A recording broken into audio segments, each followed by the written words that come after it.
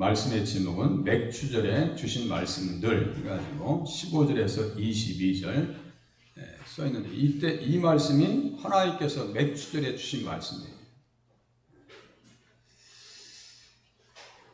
모든 절기는 안식일을 기본으로 한다. 그래서 레위기 23장 3절 같이 이제 보시면서 성경을 보시고 말씀을 들으시면 유익합니다. 그래서 모든 절기의 기본은 안식일을 기본으로 한다. 그래서 일곱째 날은 쉴 안식일이니 성회의 날이라. 그래서 지금 주일날 이렇게 성회로 모이잖아요. 성회라는 것은 거룩한 모임이란 얘기입니다. 너희는 아무 일도 하지 말라. 안 할 수 있도록 노력하셔야 되고, 이는 너희가 거주하는 각처에서 지킬 여호와의 안식일이니라. 여호와는 신약에서 다 주님이라고 했어요. 주의 안식일이다. 주의 날이다.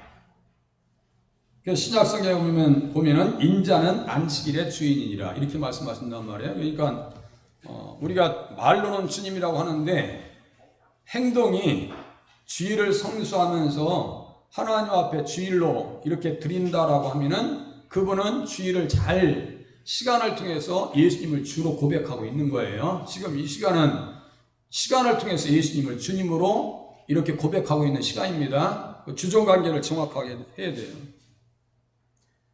그래서 출애굽기 24장에 보면 우리가 10계명 합독하듯이 제4계명이 안식일 계명이에요. 아무것도 하지 말라. 와서 예배 드리라고. 그 말씀이에요. 그래서 안식일을 통해서 하나님은 천국의 영원한 안식을 경험하게 하셨다. 히브리서 4장 3절에 보니까 믿는 우리들은 저 안식에 들어가는도다. 믿는 우리들은 저 안식에 들어가는. 그러니까 안식일은 천국의 안식일을 미리 지금 경험하고 있는 거라고요. 안식일이 없는데 어떻게 천국이 있어요. 그러니까 주일을 잘 성수하면서 신앙생활을 하시는 것이 신앙 성장의 하나의 방법이겠다. 첩경이다. 이렇게 말씀드릴 수 있어요. 그래서 이스라엘은 7개의 절기가 있습니다. 제가 이렇게 빨간색으로 해놨죠. 봄에 2개, 3개, 여름에 맥추절, 77절, 오순절 다 같은 말입니다. 맥추의 초실절 같은 말이에요. 초실절은 뭐고 또 맥추의 초실절은 뭐예요? 이제 그런 부분도 제가 좀 이따 말씀드릴게요. 이렇게 해서 여름에는 맥추절, 6월절, 무교절, 초실절 4개, 가을에는 나팔절, 속죄일, 초막절 7개예요. 7개 절기. 그 중에서도 가장 3가지를 또 추린다면 6월절과 맥추절과 수장절입니다. 이 세 절기가 너무 중요하다. 이 절기들을 통해서 예수님은 우리와의 관계성 속에서 우리에게 어떤 일을 하셨고 어떻게 하셨고 앞으로 어떻게 우리를 인도하실 것인가에 대한 말씀을 이 말씀을 통해서 우리에게 가르쳐 줍니다. 그러니까 7개의 절기는 구원의 시작과 과정 가운데서 하나님께서 어떻게 간섭하시고 구원받은 백성들이 천국에서 어떻게 살 것이다. 초막절은 마지막 천국 창고, 맨 밑에 써놨죠. 천국 창고 이거예요. 절기가 너무너무 중요하죠. 너무너무 중요합니다. 그래서 봄에 지키는 6월절, 무교절은 애굽에서 어린 양의 죽음을 통해서 세상 임금 바로의 압제에서 구원받을 것을 기념하여 지키는 해방 기념일이다. 이렇게 써드렸어요. 해방 기념일이다. 나라도요, 광복절이 있어요. 이스라엘 백성들에게도 광복절과 비슷한 의미의 해방절, 그것이 뭐라고요? 6월절과 무교절입니다.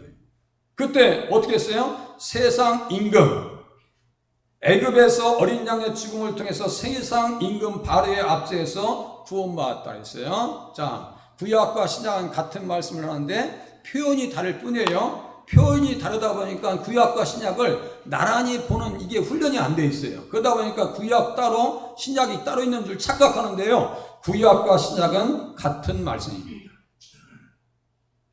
같은 말씀. 똑같이 예수 얘기하는 거예요. 똑같이 예수 얘기하는 거예요. 그래서 구약의 바로 왕의 손아귀에서 이스라엘 백성들이 출애굽합니다. 신약 성경에서는 세상 임금이라고 합니다. 바로 왕과 같은 존재를 세상 임금이라고 합니다. 요한복음 12장 31절. 세상의 임금이 쫓겨나니라. 땅에서 내가 들리면, 이거예요. 십자가에 예수님께서 달리실 때 세상 임금이 쫓겨나리라. 거기에서 무슨 뜻일까요? 세상의 결박이 풀어진다. 누구를 믿을 때요? 예수 믿을 때 흉한 결박이 풀어져서 누구의 백성 된다고요? 하나님의 백성이 된다라고 하는 것을 가르쳐준 절기가 유월절이고 무교절이에요. 그래서 우리는 죄 없는 무교병과 같이 예수님과 연합을 이룬다 이거예요. 그 뜻입니다. 무교절. 그래서 출애굽할 때 보니까 출애굽기 12장 12절에 보니까 애굽의 모든 신을 내가 심판하리라 했어요. 자, 에베소서 2장에 보니까 그는 허물과 죄로 죽었던 너희를 살리셨도다. 그때 너희는 그 가운데서 행하여 이 세상 풍조를 따르고 공중의 권세 잡은 자를 따랐으니, 공중의 권세 잡은 자, 이 잡은 자가 임금이에요. 임금. 공중의 권세 잡은 자, 사로잡은 자들을 사로잡으시고 우리에게 선물 주셨다. 그 말씀 좀 이따 나옵니다. 우리는 사로잡혀 있었어요. 세상 임금, 세상의 공중권세에 사로잡혀 있었는데 예수 믿음을 통해서 우리 안에 있는 세상 신은 떠나갔습니다. 할렐루야. 이 믿으시에요. 떠났으니까 지금 교회 오시는 거죠. 그 은혜가 너무너무 커요. 초실절은 유월절 후에 가나안 곡물을 거둘 때 첫 이삭 한 단을 제사장으로 가져가. 그러니까 유월절과 이렇게 연결되는 절기가 바로 또 초실절이에요. 유월절 이튿날, 이제 예수님 부활하신 그때가 바로 초실절이에요. 또 유월절 이튿날 그렇게 해가지고 가나안의 곡물의 첫 이삭 한 단을 제사장에게로 가져가 안식일 이튿날에 흔들어 드리는 것으로 부활의 첫 열매 되시는 그리스도를 가리킨다. 초실절, 요때 초실절 똑같이 보리, 맥주예요. 여기도 초실절도 보리, 밀이나 이런 것을 드립니다. 요때 초실절과 맥주절의 초실절이 좀 달라요. 똑같은 첫 열매인데 의미는 첫 열매인데 초실절의 첫 열매는 모든 민족이 민족에 대표되어지는 그 초실절 첫 번째 단, 추수할 때 가장 먼저 드리는 거, 그죠? 그겁니다. 그리고 맥주의 초실절은 똑같은 첫 열매인데 가정마다 수확하는 첫 열매. 그러니까 근본은 다르지 않은데 그 의미는 무엇을 얘기하느냐? 부활의 첫 열매가 되시는 그리스도를 가리킵니다. 부활의 첫 열매 되시는 예수 그리스도. 왜 하나님께서는 자꾸 만물, 첫 열매 이것들을 요구하시냐고요. 잠언서 3장 9절에 보니까 내 재물과 내 소산물에 처음 익은 열매로 여호와를 공경하라 써 있단 말이에요. 처음 익은 열매, 재물도 첫 열매. 왜 자꾸 첫 번째 것을 주님 요구하시냐고요? 그 첫 번째 것을 통해서 부활의 첫 열매 되시는 예수 그리스도를 바라보라고 하시는 뜻입니다. 부활의 첫 열매 되시는 예수 그리스도를 바라봐라. 그리고 그 열매를 주시는 과정 속에서 하나님께서 베풀어 주셨던 은혜를 잊지 말라 이거예요. 은혜를 잊지 말라고. 하나님께서 그동안 베풀어 주셨던 은혜를 생각하면 얼마나 만극한지 감사한지. 코로나 시대에요. 50대 되시는 분도 돌아가시더라고요. 제가 50대 이제 중반이 넘어가잖아요. 그런데 가까운 교회에 계신 분은 50대 중반이신데 아들내미가 걸려와서 어머니에게 그 코로나를 이렇게 전파시켰는데 그 어머니 집사님이시요. 돌아가셨어요. 상대적으로 보면, 상대적 감사를 한다면, 저를 살려주신 게 감사하죠. 그런 거 생각하면 어떻게 하나님 앞에 충성해야 돼요? 그냥 죽을 똥 살똥 그냥. 몸이 어떻게 되든 말든 그냥. 예? 죽도록 충성을 하셨으니까 감사하고 하나님 앞에 열심히 해도 부족할 판이다. 주님께서 말씀하셨죠? 죽도록 충성하라고. 계시록 2장 10절에 죽도록 충성하는 건 뭐예요? 생명의 시간이 다 끝나는 날까지 충성하라고. 그 충성은 뭐예요? 믿음과 연결됩니다. 그러니까 믿음 생활 끝내지 말라고. 믿음 생활에 졸업이 어디 있어요?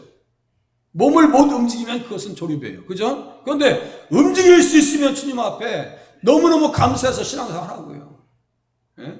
그래서 만물을 가지고 주님 앞에 나오라고. 신명기 26장에 보면 더 그것이 은혜롭습니다.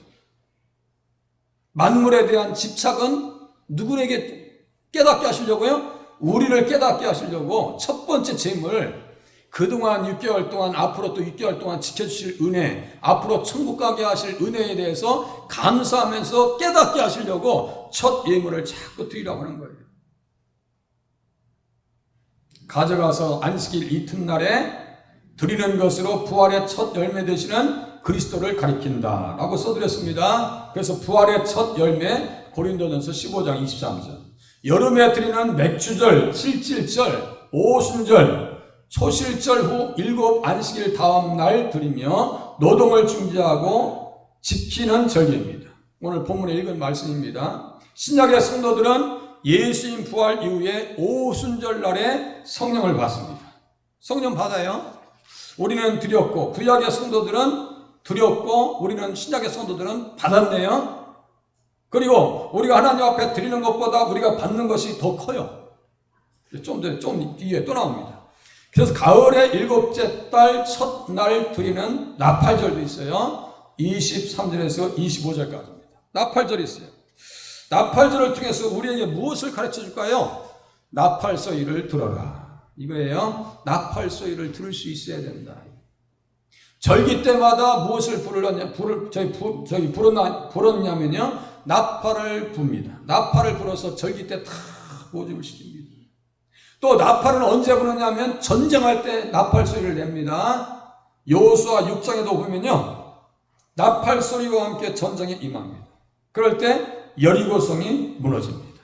나팔 소리, 복음의 나팔 소리와 함께 주님 앞에 나가면 우리에게 승리를 허락해 주십니다. 나팔절은 또 무엇을 얘기할까요? 나팔 소리와 함께 재림하실 예수님을 소망하는 절기가 나팔절입니다. 나팔 소리가 나며 죽은 자들이 썩지 아니할 것으로 다시 살아나고 우리도 변화될 것이다. 그러니까 다 우리와 연결되어 있어요. 나팔 소리. 마태복음 24장 31절, 최후의 나팔 소리가 울리면 어떻게 되는지 아세요? 세상 나라가 주와 그리스도의 나라로 다 이렇게 넘어갈 거라고 써 있어요. 성경 써 있는 그대로 됩니다. 나팔 소리를 들을 수 있는 믿음을 달라고 기도하셔야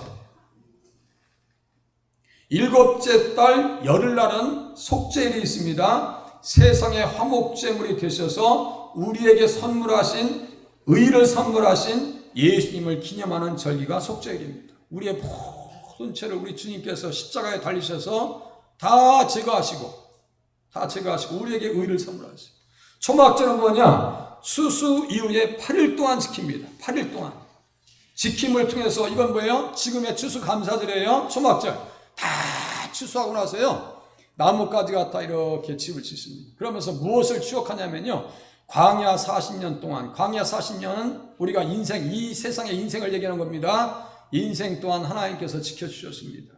그리고 마지막 어디에다가요? 하나님 나라의 영원한 장막집에 우리를 초대할 것을 기대하면서 지키는 절기가 초막절입니다. 그리고 초막절 동안에는 무엇을 읽었느냐? 율법책을 읽었습니다. 너무 바쁘시니까 성경책 잘 못 보시죠? 네. 이 사람들은요, 한 주간 동안 아예 날을 정해서 율법을 읽고 듣고 지키고, 그 율법에서 말씀하신 대로 살았는가 못 살았으면 회개하고 하나님 앞에 잘못된 것을 또 주님 앞에 토설하는 기도를 하고, 그렇게 해서 삶의 자리를 지켜나갔습니다. 그래서 마지막 천국 창구에 들어진다고 하는 기대감이 초막절을 통해서 우리에게 주어지는 절기다. 이렇게 이해하시면 맞습니다. 7개 절기에 23장에, 레위기 23장에 전체적으로 다 기록되어 있습니다. 자, 맥주절에 어떤 말씀을 하셨는가 보시겠습니다. 드리라고 하셨고 더 큰 것을 받게 하셨습니다. 주보를 같이 보시면 좋아요. 주보를 같이 보시면, 안식일 이튿날 곧 너희가 여제로 곡식단을 가져온 날부터 세어서 7 안식일의 수요를 채우고 7 안식일 이튿날까지 합하여 50일. 그래서 오순절입니다. 순이라고 하는 것은 열이라는 뜻입니다. 그래서 50일을 계수하여 새 소재를 여호와께 드리라고. 너희의 톳에서 10분의 2 에바로 만든 떡 2개를 가져다가 흔들지니 이는 고운 가루에 누룩을 넣어서 구운 것이요 이는 첫 여제로 여호와께 드리는 것이며. 써 있어요. 성도들을 첫 열매라고 얘기하시죠. 하나님께서 첫 열매, 이것은 뭐예요? 장자권을 가지고 있다. 우리에게 장자권. 첫 열매를 우리에게 주셨다라고 하는 것은 우리도 예수님처럼 뭐예요? 부활하실 것을 또 이야기하는 겁니다. 안식일 이튿날 드려진 처음 익은 곡식단은 부활의 첫 열매가 되신 예수님을 예표합니다. 이를 통해서 믿음의 사람들은 영육의 부활을 소망할 수 있게 된 것입니다. 이후에 7 안식일 이튿날까지 합하면 50일이 되는데 그때의 구약의 성도들은 새 소재를 주님 앞에 드립니다. 드리라고 했으니까 드리지요. 누룩을 넣어 첫 요제로 주님 앞에 드립니다. 요제로 드리는 것은 무엇을 의미하느냐? 헌신을 의미합니다. 민수기 8장 9절에서 15절입니다. 제가요 이 말씀을 보면서 분명히 무슨 의미가 있을 건데 그렇게 하고 민수기 8장을 마침내 또 거기를 또 읽고 있어서 성경을 읽고 있었어요. 민수기 8장을 보면서 이게 분명히 헌신의 의미일 건데 어떠한 주석가가 이 말씀을 헌신으로 풀을 수 있을 것인가에 대해서 막 좋은 길, 칼빈, 캠브리지 대학에서 만든 거, 유명한 주석가들 책을 다 뒤져봤어요. 그런데 그렇게 써놓은 주석이 없어. 그런데 유일하게 한 번, 우리 이준일 목사님께서 그걸 해석해 보셨더라고요. 우리 이준일 목사님께서. 자, 민수기 8장 나왔어요. 민수기 8장 살짝 펴보세요. 레위기, 민수기, 여기 그 다음 장입니다. 성경. 민수기 8장. 왜 요제로 드렸는가? 요제라고 하는 것은 무슨 의미인가? 주님께서 하나님 앞에 헌신하라는 뜻이구나. 헌신하라는 뜻이에요. 민수기 8장.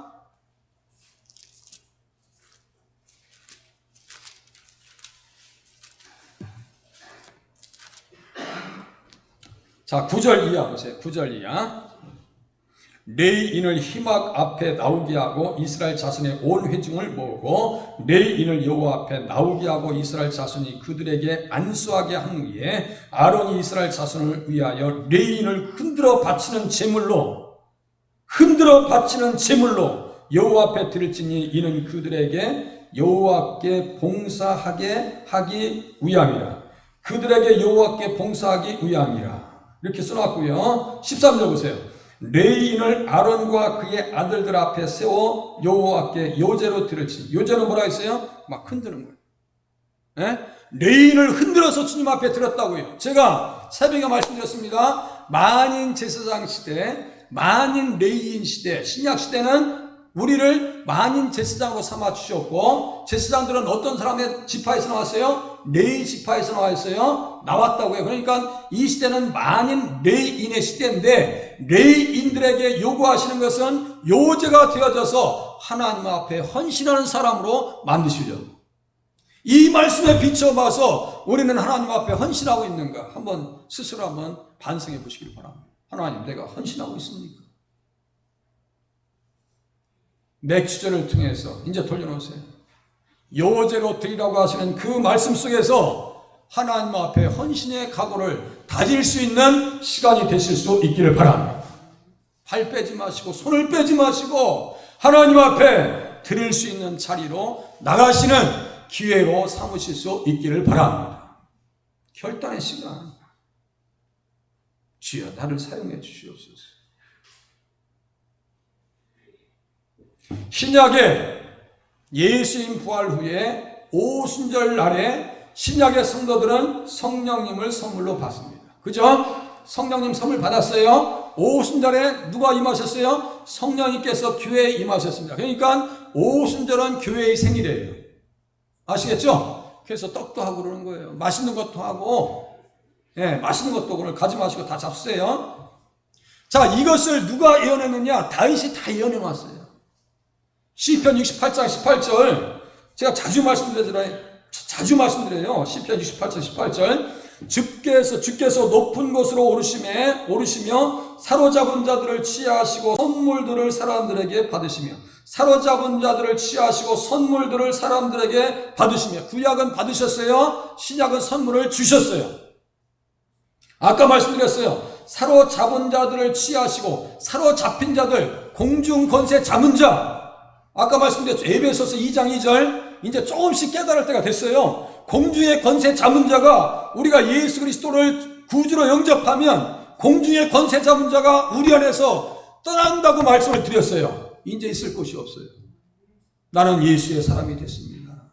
나는 이제 주인을 바꿨습니다. 온전히 주인을 바꿨습니다. 그게 대표적으로 누구냐면요, 다윗 시대의 사람 중에 대표적으로 누구냐면요, 제가 가끔 말씀드렸어요. 이때가 무슨 뜻이라고 했어요? 에? 내 곁에 할 때 곁에야. 이때는 누구 출신이냐면요, 블레셋 사람이야. 블레셋 사람, 가드 사람, 블레셋 사람이요. 그런데 이 사람이 주인을 바꿔버렸어요. 아기스 왕 아비멜렉이라고 하는 블레셋 사람의 왕을 섬기다가 누구 주인으로 바뀌었냐면요, 다윗이라고 하는 주인으로 바꿔버렸어요. 그래서 다윗은 메시아 칭호라고 했어요. 그러면 다윗으로 주인을 바꿨다라고 하면 이때라고 하는 사람은 예수를 믿었어요, 안 믿었어요? 이제는 크게 나와야 돼요. 예수 믿은 거예요. 예수 영접한 거예요. 이때의 모습 속에서, 이때의 대화 속에서 그가 예수 그리스도를 영접한 그 증거가 나옵니다. 자, 보세요. 사무엘하 15장 21절. 사무엘하 15장 21절 한번 넘겨보세요. 사무엘하 15장 21절 앞에 펴주세요. 제가 길게는 안 할 테니까 걱정하지 마시고요. 사무엘하 15장 21절. 사로잡은 자들을 취하시고 선물을 주셨는데 선물 받은 사람들의 입에서 어떠한 고백이 나오는가? 이때 사무엘하 15장 21절.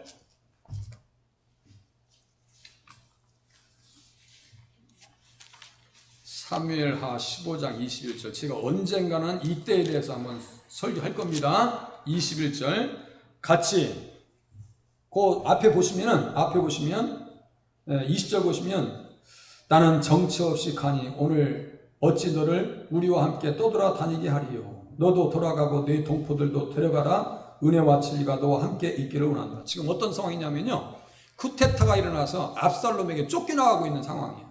야, 그래도 같이 있어주니까 고맙다. 그냥 돌아가라고 그렇게 얘기한 거예요. 그런데 20절 보세요. 21절 요 앞에 보세요. 21절 같이 읽겠습니다. 앞에 같이 읽겠습니다. 시작. 이때가 왕께 대답하여 이르되 여호와의 살아계심과 내 주 왕의 살아계심으로 맹세하옵나니 진실로 내 주 왕께서 어느 곳에 계시든지 사나 죽으나 종도 그곳에 있겠나이다 하니. 여기 잘 보세요. 내 주 왕께서. 원래 이때가 어디 사람이라고요? 블레셋 사람. 19절에 가드 사람 이때에게 이르되, 가드 사람, 블레셋의 5대 도시예요. 그러니까 이때가 누구에게 사로잡혔었어요? 아기스 왕 아비멜렉에게 사로잡혔는데 주인을 바꿔서 누가 임했어요? 성령님께서 그 마음에 임하니까 신앙 고백이 이렇게 21절 이때가 왕께 대답하여 이르되, 이제 무슨 말씀인지 아시겠어요? 다윗을 주인으로 바꿨다고 하는 것은 이제 임금을 바꿨다는 얘기야. 세상이 나를 주관했었는데 이제 다윗을 내가 따라가겠다는 거예요. 사나 죽으나 다윗을 따라가겠다는 거야. 오늘 예수님만 따라가기로 결정하고 작정하는 시간이 되시길 바랍니다. 결단의 시간이에요. 결단의 시간이에요. 이 시간은 결단의 시간이에요. 하나님 나를 사용해 주시옵소서. 다음 주에 그 설교 나올 거예요. 결단의 시간. 성령이 임하니까 이때와 같이 충성하더라. 신약시대에 성령을 선물 받고 이 사람들이 어떻게 했을까요? 에베소서 4장 8절, 제가 주일날 설교했었습니다. 에베소서 4장 8절 가지고 제가 읽어드릴게요. 그러므로 이르기를 그가 위로 올라가실 때 사로잡혔던 자들을 사로잡으시고 사람들에게 선물을 주셨다 하였도다. 사람들에게 선물 주셨는데 그 사람들 중에 내가 있어요, 없어요? 내가 있어요. 우리 선물 받았죠? 그러니까 예수님 앞에 주님이라고 고백하는 거예요. 선물 받은 사람들이 밑에 보니까 다 일꾼으로 헌신합니다. 기도의 일꾼, 청소하는 일꾼, 주방에서 일하시는 일꾼, 차량으로 봉사하시고 성가대로 봉사하시고. 제가요 이렇게 어제 오후에 식사 준비하시는 인원을 보니까 한 8분 정도 오셨어요. 8분 정도. 그 더운데 제가 저 뭡니까 쌍화탕 1,000원짜리밖에 못 사드렸네. 쌍화탕 1,000원짜리. 다음엔 다 맛있는 거 해드리려고 그래요. 예? 만나는 거 대접해드리려고. 땀을 다 흘리시면서 손만 내시느라고 애쓰셨어요. 오늘 맛있게 잡수시기를 바랍니다. 이 사람들이 다 헌신합니다.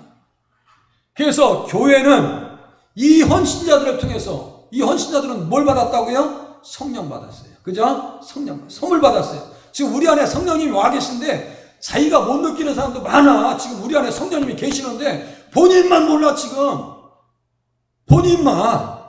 어떤 사람은 성령을 소멸시키는 사람도 있어. 그러지 마시라고요. 자, 헌신자들을 통해서 누룩과 같이 큰 부흥을 경험합니다. 그래서 예수님께서 마태복음 13장 33절에 또 비유로 말씀하시되 천국은 마치 여자가 가루 서말 속에 갖다 넣어 전부 부풀게 한 누룩과 같으니라. 천국의 성장 비유입니다. 아시겠죠? 천국의 성장이에요. 가장 개인적으로는 믿음이 성장해야 되고, 두 번째는 뭐예요? 자녀들이 예수 믿어서 주님 앞에 심겨져야 되고, 그게 정말 주님 앞에 성령을 선물 받은 사람들의 특징입니다. 절대로 팔 빼지 마시고 더 깊이 팔 내들이셔서 하나님 앞에 쓰임 받기를 바랍니다. 자, 성령 받으면 로마서 8장 성령의 처음 익은 열매를 받은 우리, 그죠? 성령의 처음 익은 열매를 받은 우리, 성령 받았다는 얘기요. 아시겠죠? 오순절에 초실절 드리면서 첫 열매를 하나님 앞에 드렸는데 우리는 받았어. 아시겠죠? 더 큰 것을 받았어요. 받았는데 여기에서 성령의 처음 익은 열매를 받은 우리까지도 속으로 탄식하여 양자될 것 곧 우리 몸의 속량을 기다리느니라. 자, 보세요. 우리 몸의 속량이라고 하는 것은 그냥 대충 친자여서 무슨 뜻일까요? 우리 몸의 속량을 기다린다. 그게 무슨 말 같아요? 저를 미운 눈으로 쳐다보지 마시고 이쁜 눈으로 쳐다보세요. 왜 그딴 말을 하고 있는가 이러지 말고 이쁜 눈으로 좀 쳐다봐. 이쁜 눈으로. 자, 몸의 속량이라고 하는 게 그냥 상식적으로 그냥 제가 틀렸다고 왜 집사님 틀렸어요? 권사님 일로 남아요. 권사님 남아서 나머지 공부해. 이럴 사람 아니잖아요. 몸의 속량을 기다린다라고 하는 것은 그냥 지레 짐작해 보니까 무슨 말 같아요?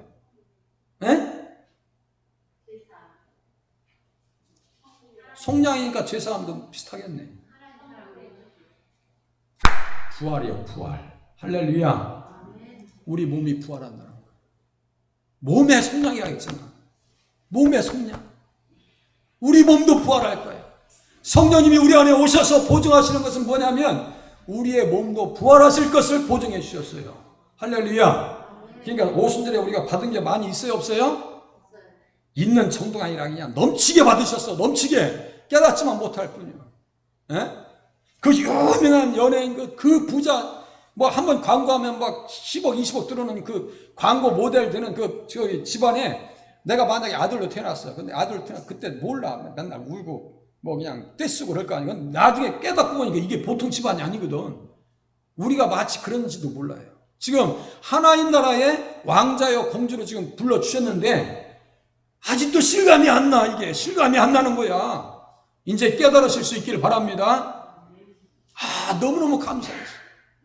남들은 가짜가지고 진짜처럼 사는데 이단들은 가짜가지고. 거기 토요일날 보시잖아. 우리 권사님 토요일날 근무 안 하시나요? 그 앞에 볼 때마다 그냥 속 터져. 그 동네. 권사님 사명감 가지고 늘 거기에서 근무하셔야 오는 사람들 전도하시고. 자, 맥주절에 또 무슨 말씀 하셨는가? 가축의 희생을 드리라고 하시고 사제받게 하셨습니다. 송장이 사제니까요. 너희는 또 이 떡과 함께 1년 된 흠없는 어린 양 7마리와 어린 수소 1마리와 순양 2마리를 드리되 이것들을 그 소제와 그 전제 제물과 함께 여호와께 드려서 번제로 삼을지니 이는 화제라 여호와께 향기로운 냄새며. 썼어요? 화제라. 화제는 제사의 방법을 얘기하는 거예요. 불로. 번제는 제사의 종류를 얘기하는 거예요. 자, 번제로 삼을지. 순념서 하나로 속죄제를 드리며 1년 된 어린 순양 2마리를 화목제물로 드릴 것이요. 자, 보세요. 모든 절기는 예수님을 다양한 측면에서 증거합니다. 요순절에 요제로 드리는 예물에 흠없는 어린 양 7마리와 어린 수소 1마리와 순양 2마리를 드리라고 하십니다. 계속 드리래요. 십자가에 희생당하신 예수님을 제사로 바라보게 하시려는 의도이셨고 장치셨습니다. 이것은 보여주시는 복음이에요. 무슨 말씀인지 아시겠죠? 보여주는 복음이야. 구약의 희생 제물들을 통해서 하나님께서는 복음에 무엇을 물을 쏟아내는 것을 보면서 예수님의 피와 물을 바라보라고 하는 뜻이에요. 그 믿음을 통해서 구약의 성도들은 구원받은 줄로 믿으시기를 바랍니다. 이제 우리는 무엇으로 바라봐야 돼요? 믿음으로 예수님의 십자가를 바라보실 수 있기를 바랍니다. 예수님께서 말씀하셨습니다. 여자여 보소서 당신의 아들입니다. 보라고. 누굴 보라고요? 예수 나 십자가에서 당신을 위해서 피 흘리고 가시멸류관을 쓰고 옆구리에 창에 찔려가지고 피를 다 쏟아낸 나 자신을 보라고. 마리아 여자여 당신도 나를 바라보아야 구원받을 수 있습니다. 너무나 잔인한 것 같지만 그것이 진실입니다. 예수님의 십자가를 바라보시고 하나님의 사람으로 거듭나실 수 있기를 바랍니다. 오순절에도 똑같은 제사가 드려져요. 이것들이 소제와 전제 제물과 함께, 소제는 가루로 드는 거예요. 한 알의 밀알이 땅에 떨어져 죽으면 죽지 않으면 그대로 있고 죽으면 많은 열매를 맺는다 했죠. 한 알의 밀알이 갈아져서 예수님이 그 희생으로 말미암아 그거예요. 다른 거 아니에요. 전제 제물은 뭐예요? 피와 물이요. 피를 쏟는 거예요. 피를 쏟는 거예요.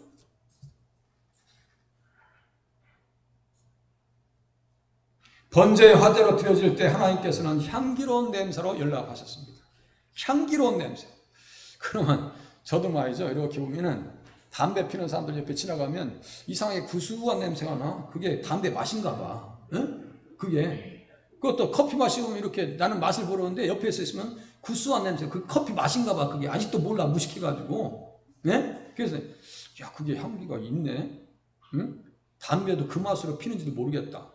저도 이제 총각 때 한번 담배 에이스 믿기 전에 펴보려고 2까치를 펴봤다가 쓰러졌어요. 그날 저녁에. 그래서 친구 옆에 있는 사람들이 그거 견뎌내야 담배 배우는데 그게 배울 게 뭐가 있어요. 집어 던져버렸어요. 딱 2까치 펴봤어요. 담배 못 필 거예요. 그거 머리 아프고 못 견디겠더라고. 담배 끊지 못하는 사람들 빨리 끊으시길 바랍니다. 존말할 때. 뭔 맛이라고 그걸 먹어. 이게 주님이 향기롭다고 자꾸 말씀하신단 말이에요. 그 향기와 우리와의 인격적인 관계 제가 한번 봤어요. 에베소서 5장 한번 봤죠? 에베소서 5장 한번 펴보세요. 에베소서 5장 목사님 시간 없이 제한 없이 설교 좀 했으면 좋겠습니다 라고 했으면 좋겠는데 그게 뭐 저 혼자의 바람이지. 에베소서 5장 2절 신약성경 314페이지입니다. 앞에 펴드렸네요. 자, 못 펴시는 분들은 앞에 보시면 돼요. 자, 2절 3절 같이 읽겠습니다. 2절 3절 같이 다 같이 읽겠습니다. 시작. 그리스도께서 너희를 사랑하신 것 같이 너희도 사랑 가운데 사행하라. 그는 우리를 위하여 자신을 버리사 향기로운 제물과 희생 제물로 하나님께 드리셨느니라. 그래서 3절 음행과 온갖 더러운 것과 탐욕은 너희 중에서 그 이름조차도 부르지 말라. 이는 성도에게 마땅한 바니라. 자, 예수님 십자가에 희생당하셨어요. 내가 믿었어요. 그럼 요 밑에 있는 것이 10계명 중에 몇 계명이에요 지금? 음행. 몇 계명? 7계라고 하잖아요. 7계. 이게 생각 안 나야 돼요. 남자분들이나 여자분들이나 무상무녀. 고개 숙인 남자 되라는 얘기 아니에요? 무상무녀. 이렇게 돼야 돼요. 그 단계로 가셔야 돼요. 아니 써있잖아 이게. 예수님 희생당하셨는데 무슨 딴 생각하기엔 갖다 그냥 머리를 그냥 저기 갖다 박으라는 얘기예요. 벽돌에다가. 그러니까 완전히 이 버릇 고쳐놔야 돼요. 자, 다윗도 잠깐 잊어버렸죠? 여기에 들어갔다가 엄청나게 당하고 나옵니다. 나중에는요, 버르장머리 싹 고쳐집니다. 나중에 또 그 성경책 또 찾아서 다 보여드릴게요. 11개 2장 중에 또 나옵니다. 자, 그래서 그렇게 희생됐었습니다. 자, 화목제물로 화평이 이루어질 것을 말합니다. 은총이, 향기로운 냄새가 되셨죠? 오순절을 통해서 속죄자의 은혜, 즉 사조의 은총이 믿는 자들에게 주어질 것과 화목제물로 화평이 이루어질 것을 말합니다. 구약은 두림으로 사조의 은총을 받고 신약은 오순절 성령을 받은 예루살렘 교회가 15개 이상의 방언으로 하나님의 큰 일인 십자가와 부활을 증거했습니다. 보세요. 구약은 희생제물을 통해서 예수님 받고 신약의 성도들은 성령 받아서 무엇을 했어요? 십자가와 부활의 증인이 되었습니다. 그래서 사도행전 2장에 보면 어떻게 말씀하고 있는가? 11절에 보니까 하나님의 큰 일을 말했다. 저처럼 한번 따라해 보세요. 하나님의 큰 일. 큰 자가 적잖아요. 큰 자. 다시 한번. 하나님의 큰 일. 조금 마음에 드네. 큰 일이 뭐라고요? 십자가와 부활의 증인이 됐다. 말했다고요. 구약은 받고 신약은 말했어요. 내 영혼에게 십자가와 부활의 복음을 들려주셔야 돼요. 예배 시간대마다. 그렇게 하셔서 신앙생활 하셔야 됩니다. 그러니까 큰 부흥을 경험합니다. 자, 마지막이지. 마지막.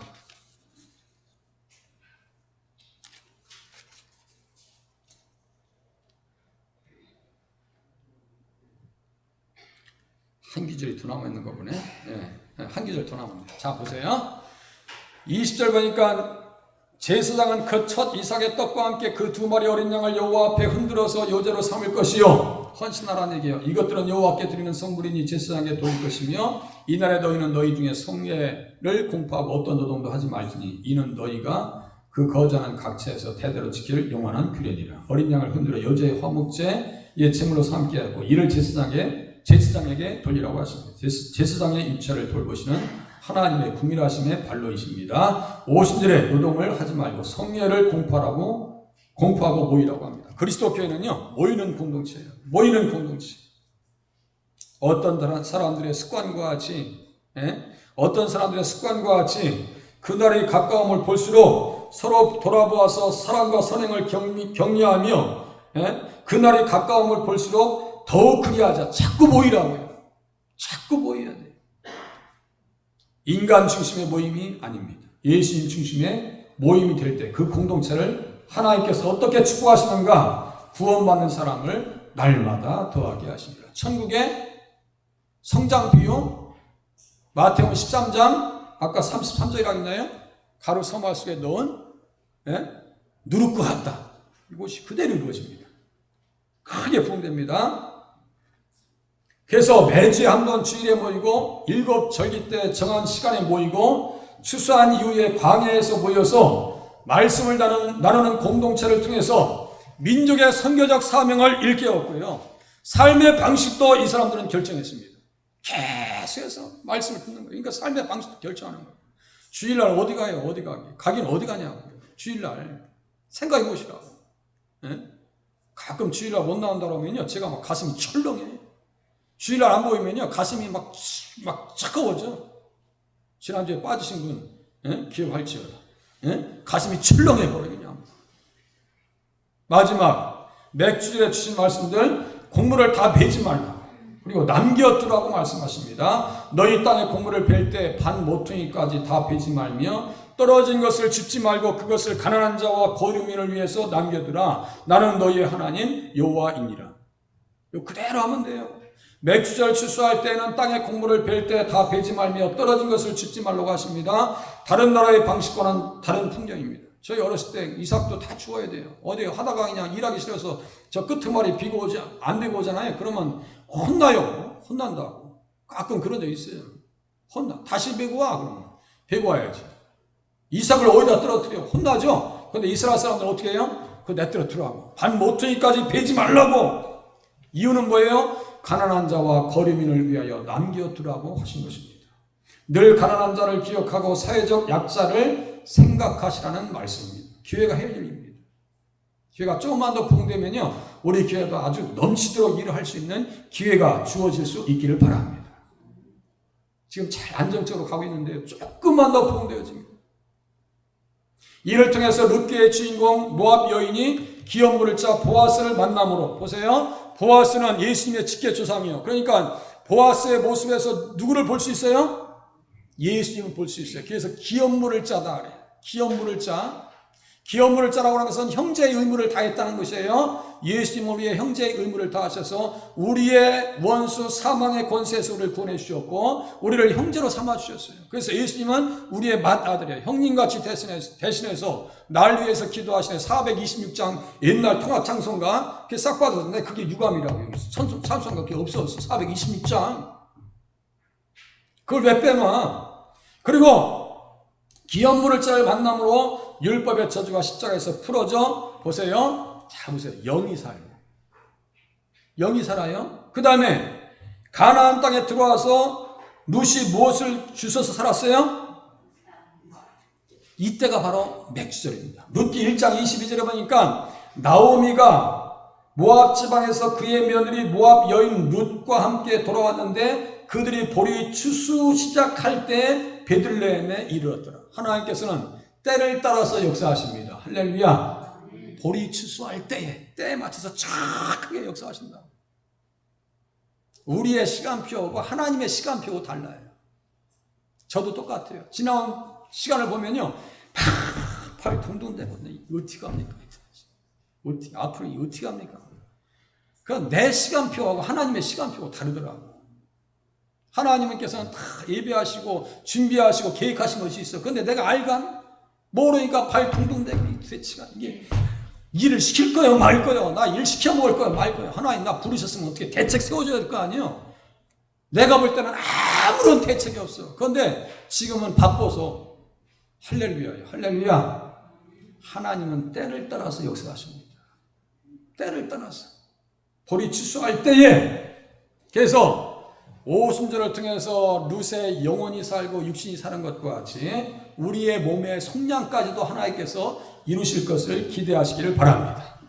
신약의 오순절의 은혜를 입은 자들이 유무상통하니 가난의 저주에서 벗어나게 되고 진정한 형제애로 연합을 이루어서 균등하게 하시는 아름다운 교회의 공동체를 이루어 나갔습니다. 신약교회는 오순절을 통해서. 그래서 교회 오실 때는 있는 것도 없는 것도 의미가 없어요. 많이 배운 것도 안 배운 것도 의미가 없어요. 잘생기고 못생긴 것도 의미가 없어요. 참 그게 의미가 없어요. 교회는 다 균등하게 하나 되어져서 화음을 이루어서 연합을 이루어 나가야 됩니다. 이것이 맨 마지막 글의 오순절의 은혜입니다. 할렐루야. 오순절에 받은 것이 많아요. 받은 것이 많습니다. 이해하시기 바랍니다. 자, 예수님 어떤 분이신지 한번 살펴보세요. 절기를 지키라고 말씀하셨고 드리라고 하셨고 그리고 많은 것들을 우리에게 주셨고 주실 것입니다. 맞죠? 또 절기로 구원의 시작과 과정과 결과도 다 알려주셨습니다. 초막절은 뭐라 했어요? 하늘의 영원한 집, 장막집, 장막이라고 해요. 또 항상 모이라고 하셨고 서로 베풀면서 살라고 하셨습니다. 말로라도 서로가 베풀어 주셨으면 좋겠습니다. 말로 의뢰해주고 얼마나 힘드셨어요. 어떻게 사셔야 되겠어요? 결단의 시간, 몸과 마음과 뜻을 다해서 주님께 요제로 드리며 받은 것으로 섬기면서 살겠습니다. 요제가 아까 무슨 뜻이라 했어요? 헌신. 헌신입니다. 우리 주님도 요제로 들으셨습니다. 모든 절기를 통해서 구원을 완성하신 예수님을 바라보면서 살겠습니다. 그죠? 구원을 완성하셨다. 항상 모이라고 하셨으니 순종하면서 베풀라 하셨으니 나누면서 살겠습니다. 사랑을 나누시기 바랍니다. 먼저 사랑을 나누시고 꼭 식사하세요. 우리 조용욱 집사님도 오늘 점심 잡수고 가세요. 가시면 내가 섭섭해. 우리 큰형님 집에 가면은 내가 밥 안 먹고 나오면 그럼 나오면 그냥 우리 큰형님이 얼마나 섭섭하게 생각하냐. 옛날에 뭐 집에 가서 그냥 나오면 뭐가 안 맞거든. 그냥 무슨 옛날에는 제사 지낼 때 주로 갔었으니까 확 나오면 다 끝나고 얼굴도 안 보고 나와버려. 그냥 제사 보고 그냥 나오면 속이 상해가지고 그냥 가시면 제가 속이 상할지도 몰라요. 그러니까 꼭 점심도 잡수세요. 자, 또 보세요. 기도의 제목을 삼으신다면 받은 것을 가지고 충성을 다하게 하소서. 절기마다 베푸신 은혜를 알게 하시고 형제와 자매를 향해서 마음을 열게 도와주시옵소서. 다 같이 이 시간 같이 반주에 맞춰서 말씀을 생각하시면서 눈뜨가셔도 돼요. 눈뜨가셔도 되고 생각하시면서 다 같이 함성으로 기도하겠습니다.